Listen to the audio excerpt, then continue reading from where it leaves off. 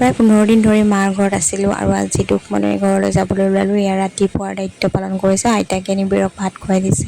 সদায় ৰাতিপুৱা এনেকৈ খুৱাই দিয়ে। দুয়োটাই লাগি ভাগি ভাত খাই থাকে, মোমায়েকৰ লগত খেলি থাকে। আজি ইয়াক টোপোলা টোপলি বান্ধি যাবলৈ ওলাইছোঁ ৰাতিপুৱা ঘৰলৈ বুলি, কাৰণ ঘৰ এখন আছে যাবতো লাগিবই। যিমান দুখ লাগিলেও সদায় আৰু ক'ত মাৰ ঘৰত থাকিব পাম ন, ছোৱালী জীৱন লৈছোঁ এতিয়া।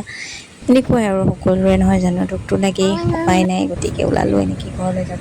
এই 3 দিন ধৰি এনেকুৱা উৎকট গৰম পৰিছে, নিবিড়ৰ গোটেই গাটো ঘামুচি ওলাই সি খজুৱাই থাকে। মহ কামুৰিছে বুলি ভাবে, মহ বুলি কৈ থাকে, ঘামুচি ক'বলৈ নাজানে। কি কৰিম কি নকৰিম অৱস্থা হৈ গৈছে মোৰ। আপোনালোকে কেনেকৈ আছে ইমান গৰমত জনাবচোন বাৰু। মই কেইবাটাও ঘামুচি পাউদাৰ আনি তাক ঘঁহিছোঁ, কিন্তু ভাল হোৱা নাই। নিজতকৈ বেছি সৰু ল'ৰা ছোৱালীকেইটালৈহে বেয়া লাগে ন, সিহঁতে অনুভৱ কৰিবও নোৱাৰে, ক'বও নাজানে, গৰম লাগিলেও ক'ব নাজানে, ঠাণ্ডা লাগিলেও ক'ব নাজানে, গতিকে বেয়া লাগে।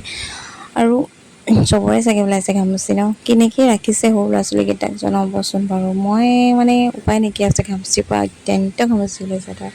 আৰু নিবিড়ক ইমান দিনৰ মূৰত দেখি মন পাহি পাগলা হৈ গৈছে। দুয়োটাই মানে ইমান মৰম সিহঁত দুয়োটাৰে, এটা এটাকৈ থাকিবই নোৱাৰে। অহাৰ লগে লগে নিবিড়ক সাপতি ধৰিছে, কিবা কৰিছে। আৰু সোমবাৰ যিহেতু আহি ঘৰৰ থাপনাত মই ধুনীয়াকৈ চাকি গছি জ্বলালোঁ, সদায় জ্বলাওঁ, তথাপি বিশেষ আৰু সোমবাৰটো ন। আৰু এতিয়াতো হৈছে শাওণ মাহৰ সোমবাৰ, গতিকে আপোনালোকে মোৰ ভিডিঅ'বোৰ চাইনে? যদি চাই লাইক কমেণ্ট আৰু শ্বেয়াৰ ছাবস্ক্ৰাইব কৰি থ'বলৈ নাপাহৰিব। মোৰ ইউটিউব চেনেলটোলৈ গৈ তাতো এটা ছাবস্ক্ৰাইব কৰি দিব।